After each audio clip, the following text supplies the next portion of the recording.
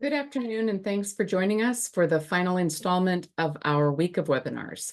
Today, we'll focus on setting up for success, on how to start the semester strong and keep that momentum going.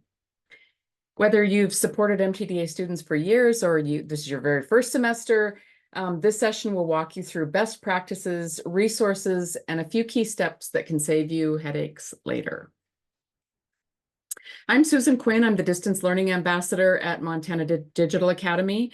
My job here is to act as a liaison between Montana schools and MTDA, matching up school challenges or needs with MTDA programs and services. My colleague Robin Nuttall, our Distance Learning Program Director, isn't here today, but she definitely leads the charge in all things distance learning that we do here at MTDA. So a roadmap for today, we'll look at tools for student readiness and entrance counseling, tech setup that avoids day one issues, IEP and 504 documentation, setting up the physical space that the students will be working in, and clarifying local support roles. We'll look at some early monitoring strategies, academic honesty policies, pre-semester kickoff meetings, and finally, resources that you can use right away. So why does this matter? Because just like in a face-to-face classroom, a strong start leads to better outcomes. So we know for certain that an MTDA student's success really depends on you. It's the local support teams and the schools. We can provide the courses, the certified teachers, and tools, but you create the atmosphere where students succeed. So let's start with step one, making sure the right students are in the right courses. So not every student thrives online, and that's okay. Our entrance counseling and readiness tools help guide conversations with students and families, so expectations are clear before classes begin. Many schools even use our entrance counseling form as sort of a parent sign-off, so parents know exactly what they're committing to. Links to those tools will be listed below this video, and we just know that early clarity prevents so much confusion down the road. And the next is technology setup. So before students even log in, the details need to be in place. Every student and parent needs a unique email address. So we don't want students and parents sharing an email address because they each have individual logins. Parents of multiple children, of course, will have the same email address for themselves, but each of their children should have their own email address. A big thing is that the student email accounts have to be able to receive MTDA email.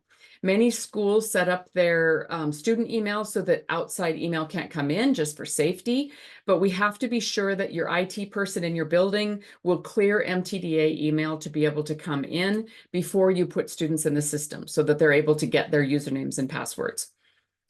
Your district team, also IT team, needs to be able to whitelist the MTDA resources. So in our site handbook, there's a whole section on technology, and that whitelist, there's a link to that whitelist in that handbook. So just be sure that your IT person, gets a hold of that whitelist so that students can access all of the things they need for their courses and they're not just derailed from the start. When it comes to IEP and 504 documentation, those need to be uploaded into Genius, which is our student information system, kind of like Infinite Campus. That documentation needs to be uploaded in Genius before courses begin. So there's a link to a tutorial on how to do that, again, below this video. We welcome students with accommodations, but it's really up to the local team to review course fit and provide supports that the student needs. So most IEP and 504 accommodations are naturally addressed in an online environment, things like printed notes or frequent breaks, preferential seating. If a student has an accommodation that we can't support, though, we'll contact your school so that your school team can work out what's best for the student. And just a reminder, sometimes online courses are not the least restrictive environment for every student. So it's just important to work with your team and decide whether this is the right fit for your students who need accommodations. And the next step is the physical learning space. So room setup for online learners really matters more than people realize. Many students give students a study hall period for MTDA work. If you've got a group of online students in the same room, the same period, you think about arranging the desks in a way that the adult in the room can really see all those monitors.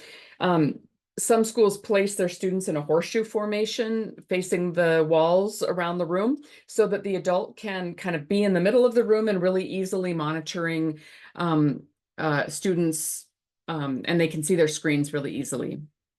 So obviously be sure students have access to their devices. It's helpful if there is some, power cords along the way so that when a device is dead, the students can plug in. And then be sure that your students have earbuds every day that they're working. If you have monitoring software where the adult can kind of see all of the student screens on one big monitor, that's great. But we all know that live supervision is really what counts. And then this leads to that local support role, the adult in the room. That person is absolutely essential. So you're looking for someone who is comfortable with technology, who is, willing to be proactive, trying to see problems before they get big, and someone who's willing to really act as a coach, not just a monitor or attendance taker. So look for someone who can really model a kind of a can-do attitude. When students first start an online course, it can be a bit of a struggle at first, but the adult in the room really who can assure them that we can figure this out together. This is no big deal. We've got this. It really goes a long way in making the students see it that way. So finally, it's best if we can have an adult who will really engage with students. Ask them what they're working on. Ask them to see their notes. Help them with just some minor hiccups along the way.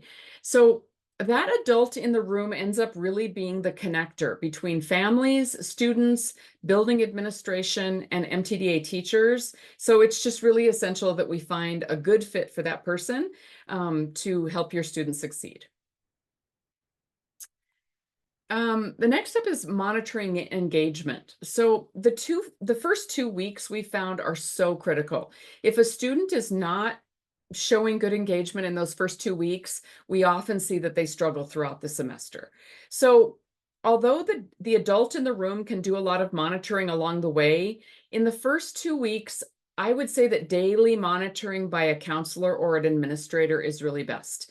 We have something called an action report. It takes about 30 seconds to run, and you can check login patterns and assignment progress and whether students are kind of showing up digitally. A tutorial on running that action report is in the resources below this video as well. Later, for an administrator or counselor, weekly check-ins can work, but early on, daily is really the sweet spot. So students can sometimes fade into the woodwork in an online class. Sometimes students sort of struggle and then they sort of do it silently. They'll sit in that classroom with their laptop open and no one really questions what they're doing. So looking at that digital monitoring, the reports that you can run are so important. And it's also important to know that the school doesn't get charged for the class until after the drop deadline, which is about 10 days into class. So monitoring early and often just gives you a chance to have conversations with your students about whether this is the right fit if they're failing to engage right away. So academic integrity and AI use. Really be proactive about this. Montana has an MTDA has an academic honesty policy. So review it with your students alongside your school's policy. Just be sure that they understand kind of how they intersect and how academic honesty will be treated in the online classroom. And the other thing to think about is students who feel anonymous are just more likely to cut corners and maybe do things they're not supposed to do. So again, that goes back to the adult in the room and really monitoring and talking to students about what they're doing in class, what they're working on, but just setting clear expectations and having regular conversations just makes a huge difference when it comes to academic honesty. In the past couple of semesters, I've worked with schools and I've really recommended something like a semester kickoff meeting, just so that the student staff, the staff in the room, the administrator is essential to have that person there, and the counselor. I've made sort of a lesson plan for a kickoff meeting that's below this video.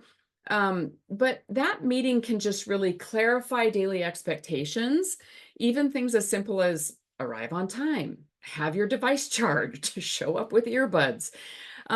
Also in the kickoff plan, we have a link to some classroom posters that have things like the daily 5 or 5 things to do right away each day to be successful in an online class, like checking your email and responding to anything you need to respond to. During that meeting, I highly recommend that you walk students through the 5 or 6 course orientation slides that are at the top of every student's course. So you could project a student's screen up on the presentation screen and kind of walk through those slides. It won't take very long, but these contain a lot of the answers to questions that students and adults have about online classes, but often they get skimmed over too quickly, and the student it's not helpful if the student isn't really paying attention to those slides. So that's a great thing to do as a group in this kickoff meeting. So reinforce academic honesty and plagiarism policies with the administrator in the room, so that you know, that's just something that, again, you kind of create these group expectations about what's going to happen in this online course. I would also review activities eligibility, kind of timelines, and how that relates to MTDA courses. Also inside that kickoff plan, there's a link to some suggestions on what you might want to do for MTDA courses. But really, this meeting serves sort of as an anchor to the semester, and it just builds this transparent base and kind of a shared understanding right away of what we all expect from each other in these classes. So finally, we just all know in a face-to-face classroom or in an online classroom, when students start strong, they have a much better chance of staying strong. And you, as the local support team, really are the key connection that makes that possible. So this is the list of resources that I have talked about in this meeting. And again, they should be below the recording here. And we just thank you so much for your time today. So if you need any support from us, you can email support@mtda.org, and the help desk staff will funnel that to whichever staff member can best answer your question, and we'll get back to you just as soon as we can.